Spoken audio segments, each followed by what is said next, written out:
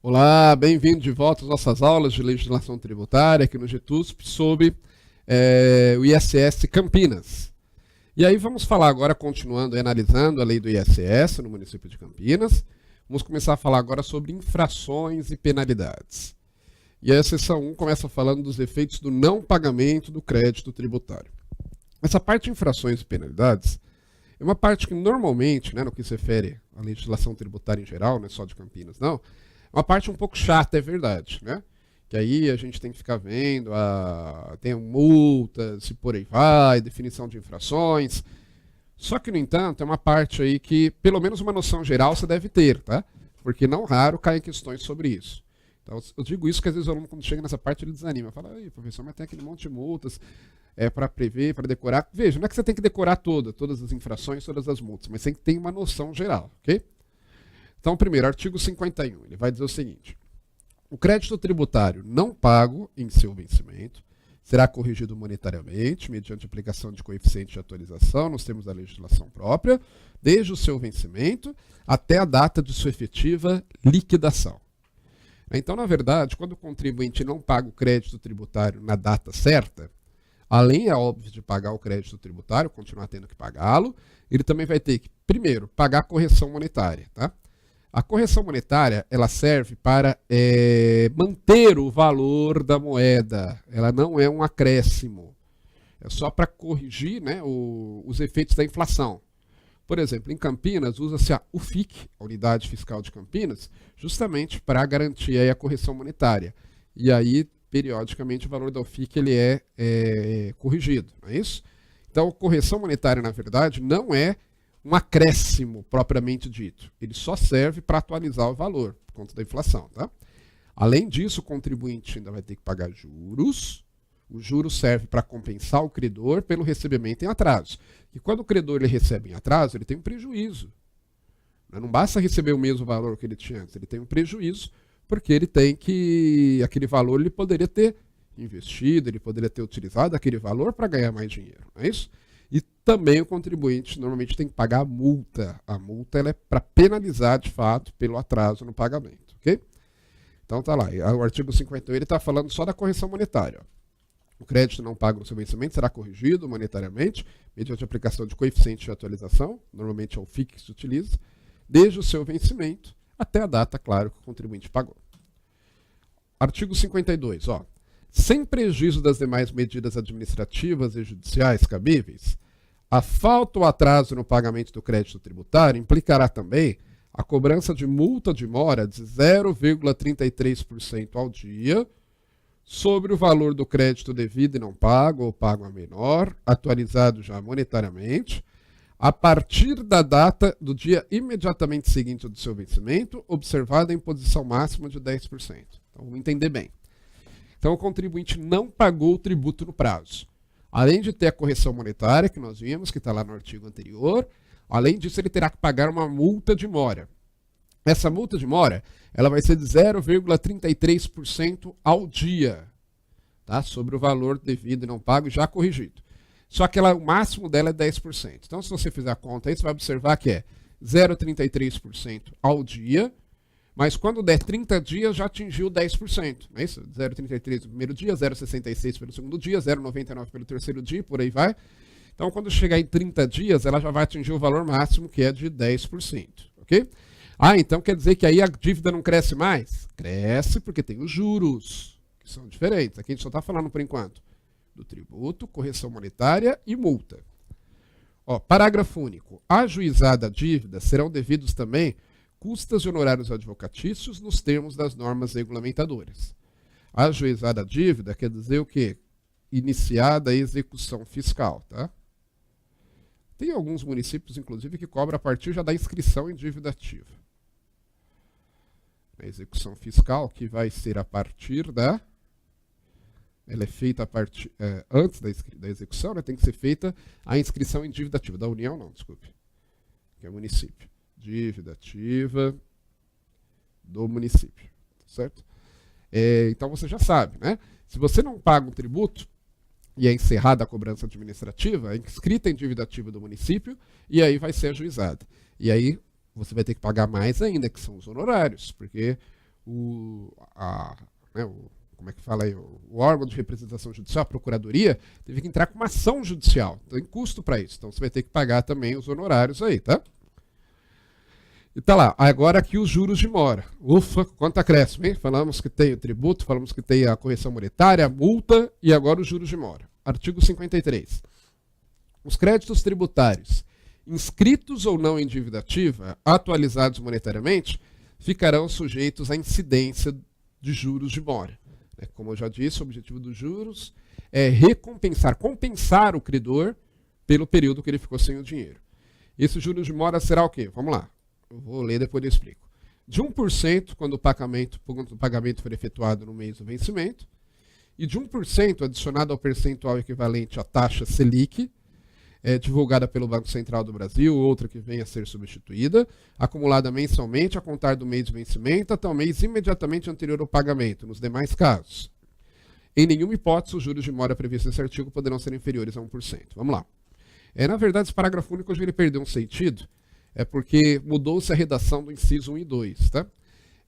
E aí, na época, tinha sentido o parágrafo único. Hoje, por que eu digo que não tem mais sentido? Porque da forma como está o 1 e o 2, o mínimo sempre vai ser 1% mesmo, tá? É que, como foi alterado o 1 e 2, esqueceu não alterar o parágrafo único, ficou meio estranho. Então, o parágrafo único é até desnecessário. Mas vamos lá. Então, vamos entender. Se o contribuinte atrasou, mas pagou dentro do mesmo mês do vencimento, ele deveria ter pago dia 10, pagou dia 15. Ele já vai pagar os juros de 1%. Não importa quantos dias ele demorou para pagar. Se for no mesmo vencimento, no mês do vencimento, se for no mesmo mês, ele paga juros de 1%. Ok? E se ele pagar em algum outro mês seguinte, que não seja no mês do vencimento, se ele demorar mais, além do 1% do mês lá do vencimento, né, ele vai pagar também a Selic mensal até o mês anterior ao do pagamento. Então a ideia é o seguinte, paga 1% pelo mês do vencimento e nos demais meses é taxa Selic. Tá? Não é a Selic anual, é a Selic mensal. A Selic anual hoje acho que está em 6,25%, né? 6,5%, por ali. E aí paga-se a Selic mensal, tá? Todo mês lá o Banco Central divulga qual é o valor da Selic mensal. Então a ideia é essa. No mês do vencimento, pagou em atraso, mas pagou no próprio mês, 1% de juros. Pagou depois disso, além do 1%, ainda paga a taxa Selic para cada mês subsequente. Ok? E aí lembrando, né? Sendo chato para você guardar. Além dos juros de mora, tem que pagar também o próprio tributo, é claro, a sua correção monetária, tem que pagar também a multa de mora, ok? Que a multa de mora é de 0,33% ao dia, limitada a 10%. Seção 2. Penalidades pelo descumprimento de obrigação tributária principal. Está lá, artigo 54 diz o seguinte. O descumprimento da obrigação tributária principal, instituída pela legislação do ISS, quando constatado por meio de ação fiscal, ou denunciado após o seu início, denunciado é quando o próprio contribuinte vai lá e reconhece. Mas se ele fizer isso depois do início da ação fiscal, fica sujeito às seguintes penalidades, aplicadas ao sujeito passivo sobre o valor atualizado do imposto devido e não paga, ou paga menor. Vamos entender, antes de entrarmos no 54, entender o seguinte. Ó. Os artigos anteriores, do 51 até o 54, até o 53, 51 até o 53, eles estão falando quando o contribuinte vai lá e paga espontaneamente, mesmo em atraso. Tá? Então o contribuinte não pagou ISS no dia 10, mas ele pagou depois, ou no mesmo mês ou no mês seguinte, antes do fisco cobrar. Então tem esses acréscimos que nós vimos. Aí a multa aqui, inclusive, ela é baixinha, né? Ela é de 10% no máximo, não é isso? Agora, e se o contribuinte esperar o fisco cobrar para pagar, ou então não pagar mesmo e o fisco termina a fiscalização e impõe um auto de infração? Aí a multa já vai ser maior, olha só. A multa, via de regra, nós vamos ver que há exceções, mas via de regra a multa será de 60%. Olha, lembra aquela multa que era de 10%, que era a multa de mora? Agora ela vira uma multa de ofício, que é o termo que a gente usa. E aí de 10% ela passa a 60%. E você está achando alta? Ó, ela sobe ainda mais. Ó. Multa de e vai ter um valor ainda maior depois. Multa de 90%. Quando? O sujeito passivo emitir nota fiscal de serviço, declaração periódica, com operações tributáveis declaradas indevidamente como isentas, imunes ou não tributáveis. Então o contribuinte apresentou uma declaração, vamos dizer falsa, né? Falso é um termo muito, falsidade é um termo muito forte, mas está errado, né? Não importa se foi erro, porque para infração tributária independe a intenção do contribuinte. Não importa se foi erro, se foi intencional, ele apresentou uma nota fiscal ou declaração dizendo que a operação era isenta e imune tributável quando não era. Aí a multa é maior, ela é de 90%. O que mais? A multa também será de 90% quando o sujeito passivo emitir nota fiscal de serviço ou declaração periódica com deduções não amparadas na legislação tributária ou não comprovadas por documentos hábeis, né? Isso quando permitir deduções, porque hoje o ISS, a Lei Complementar 116 de 2003, ela restringiu muito isso, tá? Com a alteração que foi feita em 2016, se eu não me engano. Foi uma alteração relativamente recente.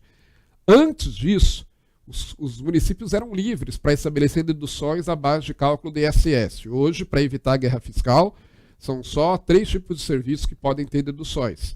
Os demais não podem ter, tá? É para evitar a guerra fiscal. Mas quando permitir a dedução, se ele apresentar nota fiscal, né, ou declaração periódica com dedução não amparada, a multa é de 90%. O que mais? Quando o sujeito passivo emitir nota fiscal de serviço, declaração periódica, com classificação do serviço que não corresponda ao serviço efetivamente prestado. Obviamente, quando resultar o imposto é menor, né? Então, por exemplo, ele presta um serviço com alíquota de 5%, e ele declara, ou na nota fiscal ou na declaração periódica, que o serviço é daquele correspondente à alíquota de 3%.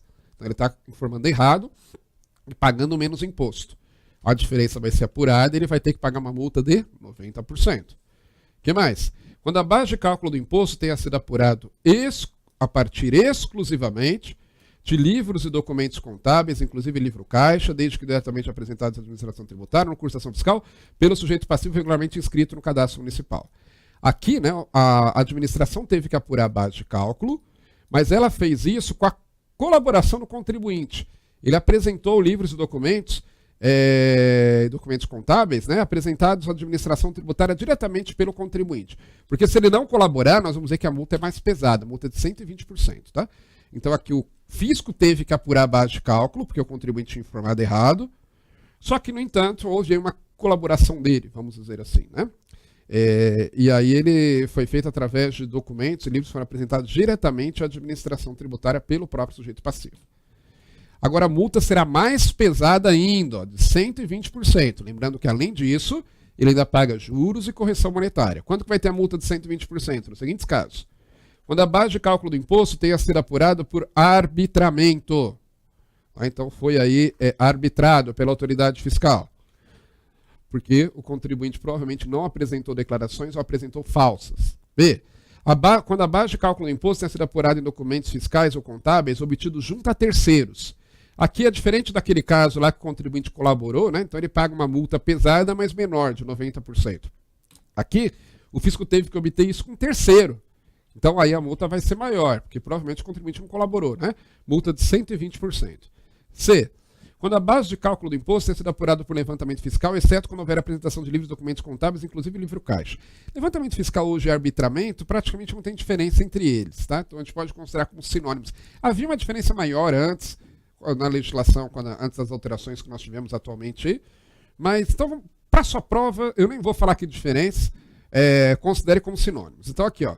A base de cálculo do imposto tenha sido apurada por levantamento, né? Lembra quando o fisco vai lá e ele calcula o valor. Agora, exceto se o contribuinte apresentar, porque se o contribuinte apresentar, entra naquela hipótese anterior, dos 90% e não dos 120%. Okay? Quando o sujeito passivo prestar serviço para estabelecimento localizado no município de Campinas, que tenha sido acobertados por nota fiscal ou outros documentos emitidos por matriz ou filial constituída em outro município. Por exemplo, o município tem estabelecimento em Campinas e tem estabelecimento no município, sei lá, de Americana. E aí, lá em Americana, o ISS é menor para aquela atividade. Então, o contribuinte ele presta serviço em Campinas pelo estabelecimento de Campinas, mas ele diz que prestou por Americana, para pagar menos ISS. Aí, se a fiscalização de Campinas descobrir isso, vai cobrar com a multa pesada, de 120%. Quando o sujeito passivo prestar serviço sem a devida inscrição no Cadastro Municipal de Receitas Imobiliárias, quando obrigado a fazê-lo, né? A inscrição no Cadastro Municipal, ela não é opcional, ela é obrigatória. Até para que a fiscalização tributária possa saber quais prestadores de serviços tem em Campinas, né, e possa fiscalizá-los. Então, se fizer prestar serviço sem inscrever no cadastro municipal, vai pagar essa multa pesada de 120%. E quando for efetuada a retenção do imposto na fonte sem o devido recolhimento. Naqueles casos em que o tomador de serviço, na hora de pagar o prestador, ele tem que descontar o valor do ISS e ele necessariamente tem que repassar isso para a Prefeitura de Campinas. Se ele não repassa, 120% de multa. Ok? Muito bem, então essas são as multas aí que poderão ser aplicadas pela fiscalização, né? 60%, 90% e 120%. Depois você dá uma lidinha com calma. Agora, lembrando que se o contribuinte pagar em atraso, mas antes da fiscalização, ele paga aquela multa de 0,33% ao dia, limitada a 10%. Parágrafo 2º. A notificação ao sujeito passivo de qualquer medida preparatória indispensável ao lançamento exclui a espontaneidade quanto aos fatos anteriores, independentemente de notificação aos demais envolvidos nas infrações verificadas, salvo disposição em contrário das normas regulamentadoras. O que é isso? Lembra que nós já vimos que se o contribuinte, né, tem lá o vencimento, tributo, se o contribuinte faz o pagamento espontâneo, se o contribuinte faz o pagamento antes do fisco cobrar, ele vai pagar aquela multa de 10% no máximo, né? Agora, se antes do pagamento tiver alguma ação do fisco, qualquer notificação do fisco em relação àquele tributo, se ele pagar depois, já não adianta pagar mais só com 10%. Ele vai ter que pagar com a multa mais pesada mesmo, tá certo?